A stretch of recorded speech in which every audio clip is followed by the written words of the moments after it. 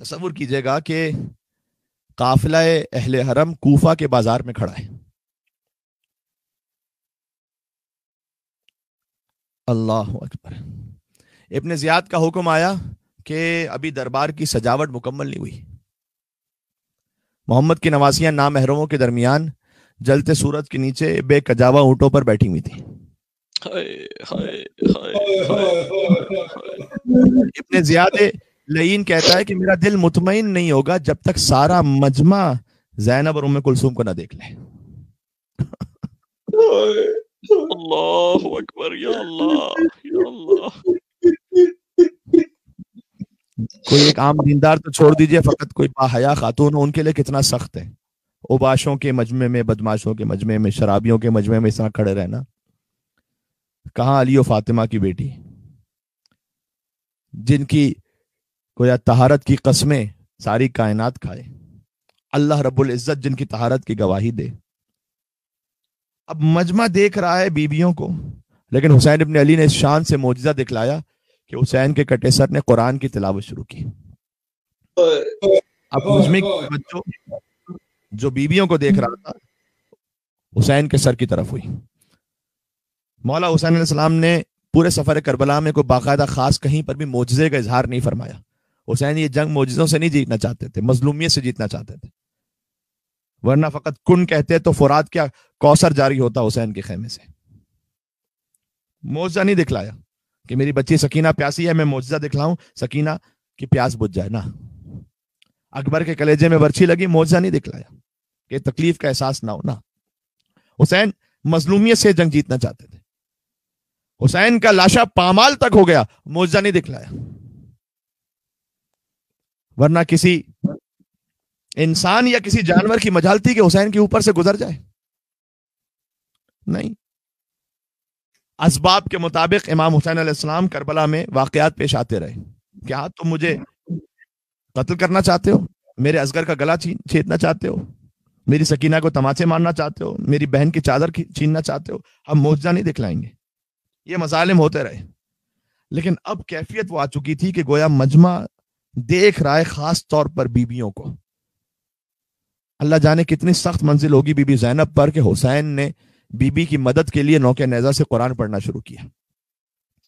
اب مجمع کی توجہ بی بی سے حسین کے کٹے سر پر ہوئی. یہ کس کا کٹا سر ہے جو قرآن کی تلاوت کر رہا ہے؟ بی بی کی ایک عبیدہ نامی کنیز تھی جو کوفہ میں رہتی تھی. آپ نے بی بی ام حبیبہ کے مصائب اکثر سنے. ان ایام میں ہم نے کوشش کی کہ وہ مصائب کے جو تاریخ کی کتابوں میں لکھے ہوئے ہیں لیکن معمولاً پڑھے نہیں جاتے، ہم انہیں بھی آپ کے سامنے پیش کریں. تو عبیدہ نامی ایک کنیز تھی جو کوفہ میں رہتی تھی. اسے خبر ہوئی کہ قربانی کے گوسفند کی طرح حسین کو ذبح کر دیا گیا.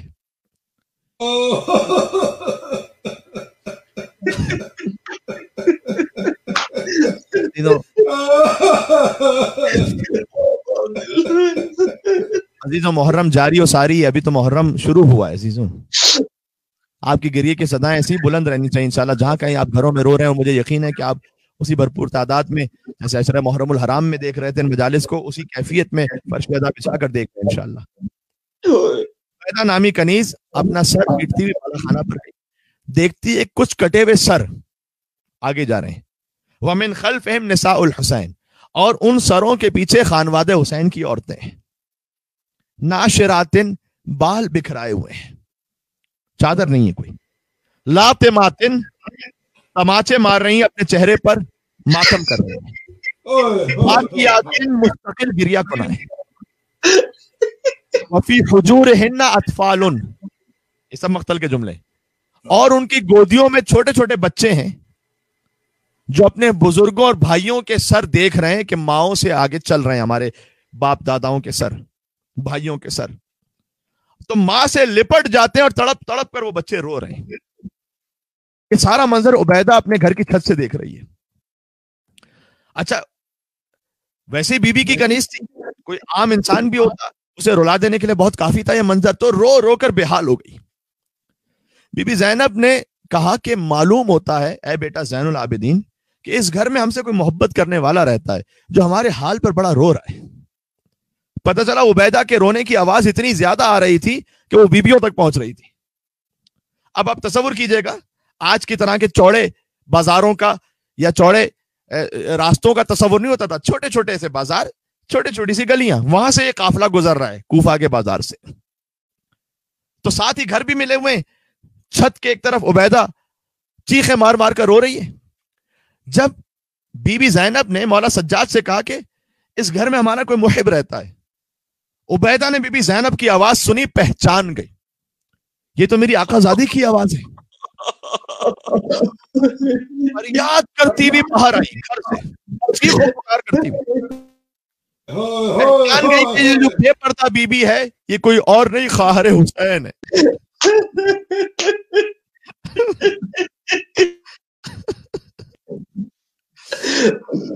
عزیزوں, میں بالکل وہ مصائب پڑھ رہا ہوں کہ جو آج 14 محرم سے مناسبت رکھتے ہیں. سوچو اہل بیت کا قافلہ ہے کوفہ کے بازار میں,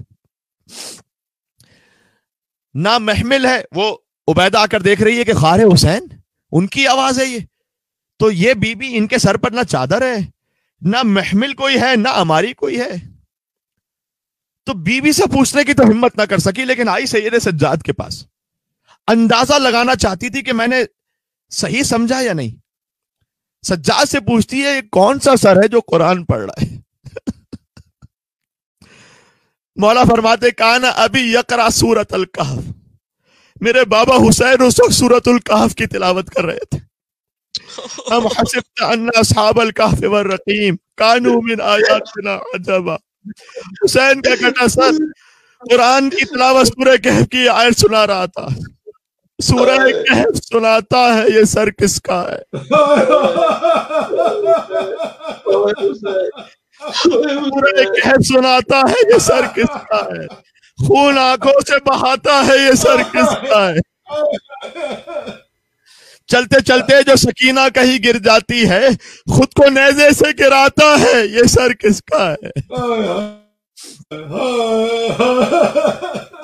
عبیدہ دیکھ رہی ہے کہ کٹا سر ہے جو قرآن پڑھ رہا ہے سورہ کہف, اور ساتھ ہی اب سجاد بھی بہتے ہوئے آنسوؤں کے ساتھ قرآن پڑھنے کہتے جاتے ہیں وَسَيَعْلَمُ الَّذِينَ ظَلَمُوا أَيَّ مُنْقَلَبٍ يَنْقَلِبُونَ. ان قریب ظالم کو پتہ چل جائے گا کہ اللہ دن کو کیسے پلٹا دیتا ہے. بس یہ منظر تھا. عبیدہ اب سمجھ گئی کہ وہ حسین کا سر ہے, یہ حسین کا بیٹا سجاد ہے اور وہ خواہر حسین ہے. ابھی بی بی کے پاس جانے کی ہمت نہیں ہوئی. آپ جانتے ہیں نا کبھی ایسا ہوتا ہے کوئی شخص بہت مشکل میں ہو, بڑی تکلیف میں ہو, آپ اسے پوچھتے بھی نہیں ہیں. کیوں؟ اس کے غم میں اس لیے نہیں پوچھ پاتے کہ ہمت نہیں کر پاتے. ارے میں کیسے پوچھوں اس بیچارے کا حال. اب زینب بے ردا ہے, وہ عبیدہ نامی کنیز یہ کہتی ہے میں کیسے پوچھوں بی بی سے جا کے, کیا کہوں بی بی سے. بس وہیں بیٹھ کر زاروں قطار رونے لگی, فریاد کرنے لگی. آباق شامی ایک سپاہی ہے, اس نے منظر دیکھا. اس نے دیکھا کون ہے اس قافلے میں جو کوئی گھر سے عورت آ کر یا قافلے کے درمیان بیٹھ کر رونے لگی ہے. تازیانہ لے کر آگے بڑھا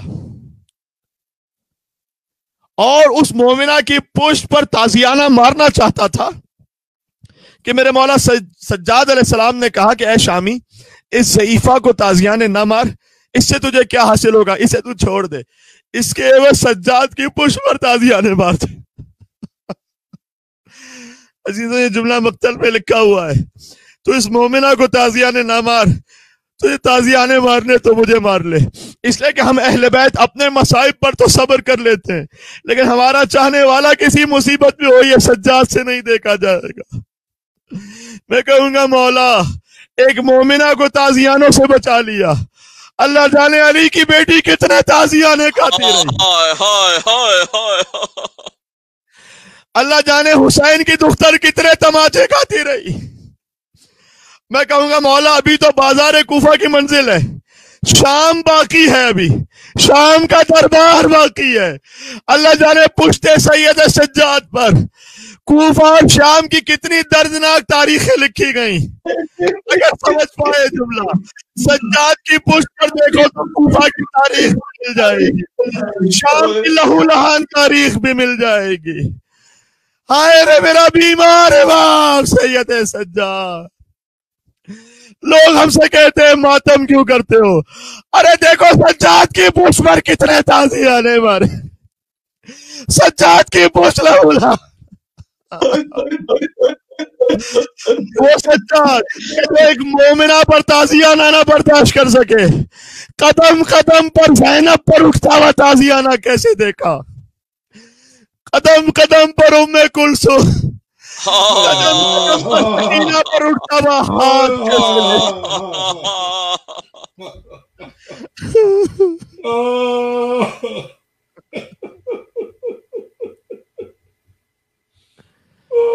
وَسَيَعْلَمُ الَّذِينَ ظَلَمُوا عَلَى مُحَمَّدٍ أَيَّ مُنْقَلَبٍ يَنْقَلِبُونَ يا أبا الحسن يا علي ابن الحسين يا زين العابدين أيها السجاد يا ابن رسول الله۔ 10 محرم الحرام عاشور تک مجلس میں توسل کرتے رہے امام حسین علیہ السلام کے نام پر، آج دی جاتا ہے کہ سجاد کے نام سے توسل کریں، اس کے ہاتھ میں قافلے کی مہار ہے، تنہا ہے، آپ کے سر نوکے نیزہ پر ہے، چچا کا سر گھوڑے کی گردن میں بندھا ہوا ہے۔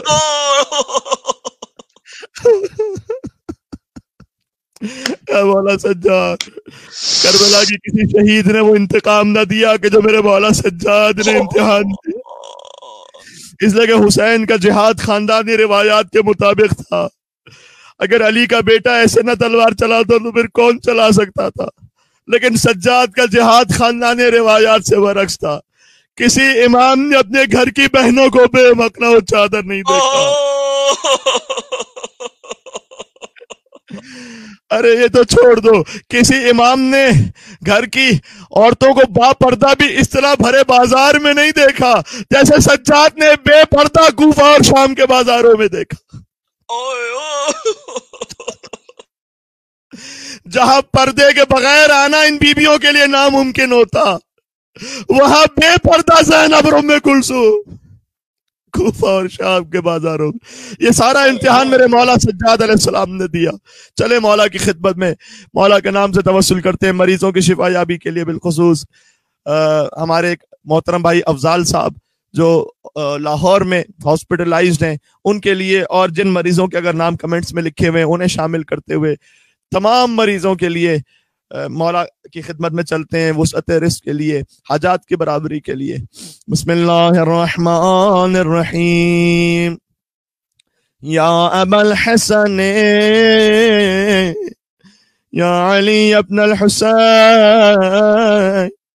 یا زین العابدین یا ابن رسول اللہ یا حجت اللہ علی خلقہ یا سیدنا و مولانا انا توجہنا واستشفعنا وتوسلنا بك الى الله وقدمناك بين يدي حاجاتنا يا وجيها عند الله اشفع لنا عند الله يا وجيها عند الله اشفع لنا عند الله۔ تمام ارواح مومنین و مومنات کے ایصال ثواب کے لیے، اور بالخصوص وہ مرحومین جن کے نام کمنٹس میں لکھے ہوئے ہیں، رحم اللہ من قرأ الفاتحہ۔